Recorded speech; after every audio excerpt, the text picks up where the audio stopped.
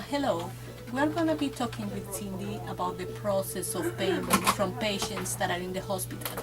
Just because the doctors, they not only see the patients in the office, they also go to the hospital, see the patients, and then the patients can come back to the office for a follow-up. So, hello Cindy. Good morning.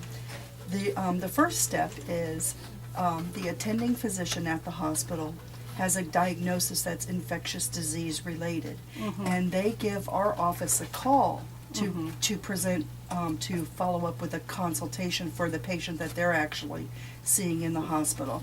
So we get all of the consultation information. We get their name, their diagnosis. We email it to the doctors, and then it gets put on a list.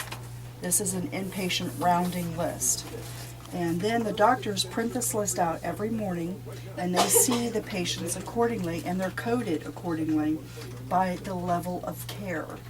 And we have Florida Hospital Orlando, which is a very large hospital. We have 4 doctors, sometimes 5 doctors at that hospital. So when you see gaps here in this billing sheet, that means another doctor has seen these patients. I'm just going to be working on Maldonado today for this charge sheet, and then I have multiple other charge sheets over here that I'll be putting in their information. So the first step is to identify the consultation code, which is a J or a K.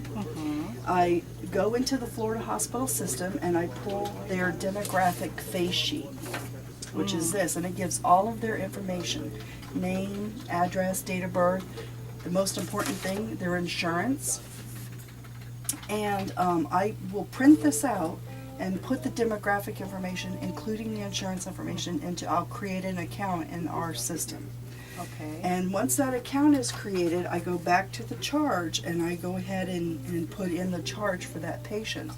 And my wall here, which I've just started, my work wall, accumulates all of my work throughout the whole entire day, and then I print a report at the end of the day, and it gets billed out the next morning by my other coworker. It's just suppose that the patient has been already here, so you already have the information in the system. But you don't have to enter that again? No. Okay. Once an account has been established in the computer system, there's 2 ways of searching, 3 ways, 4 ways.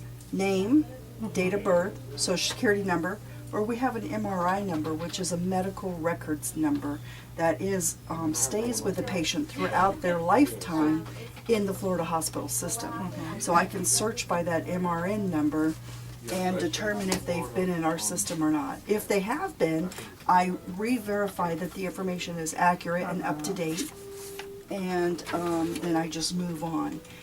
My job, most important thing, is to get as many charges in as possible throughout each day. My minimum is $45,000. My maximum on a very, very, very good day can go up to as high as $73,000 or $75,000 in charges for me alone throughout the hospitals with all of our doctors. What happens if the patient doesn't have insurance? They go in as a self-pay, and the patient statement gets printed out on a weekly basis and sent to the patient. A lot of times, the indigent patients qualify for Medicaid, some sort of Medicaid, and the counselors there at the hospital, the caseworkers at the hospital, will work up a financial package for them and determine if they're eligible, and they can get Medicaid funding through an emergency program for the hospital and physician charges.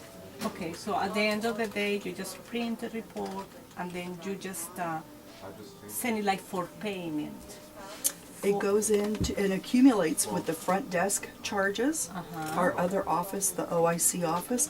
Everything is accumulated into 1 day's worth of billing, and my coworker does a few edits to make sure that electronically everything is nice and clean, and she presses the button and sends everything out just like that. And it goes into a clearinghouse program off-site, and they do some other edits, and then they forward it on to the insurances accordingly. Aetna, all of the commercial insurances, like Medicare, Blue Cross, okay. Medicare, Blue Cross Blue Shield, Humana, and then the patient statements do the same thing. They collapse into a billing charge, and statements get printed and sent to the patients too. Okay, but you send it to the clearinghouse and then they are gonna send to the different insurance company and also to the patients for payment.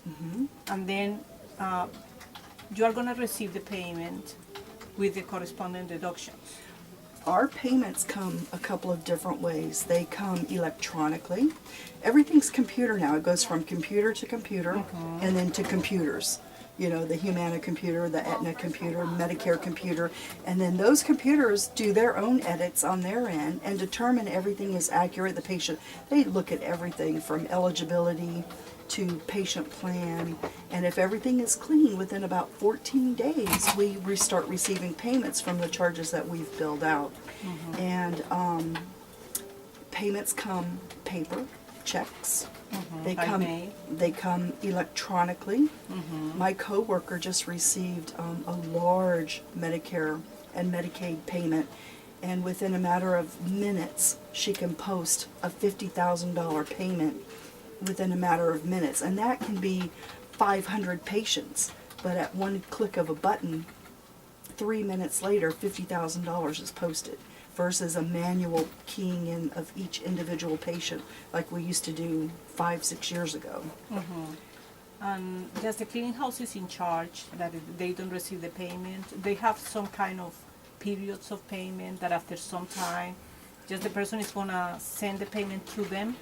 You're gonna receive them here, but you have some kind of control of the accounts receivable? Our receivables is monitored as efficiently as we can do it, and that's through my other coworker, Heather. And we, the payments are posted, and then within a matter of a week or 2 weeks, 14 days, we have accounts receivable reports that we start working on a collections process. You know, if the claim has not been paid and processed within 14 to 20 business days, then we start following up on it and finding out what happened. You know, sometimes they don't like the diagnosis code. Sometimes it could be a typo on our end that I've got a name spelled wrong, a date of birth doesn't match.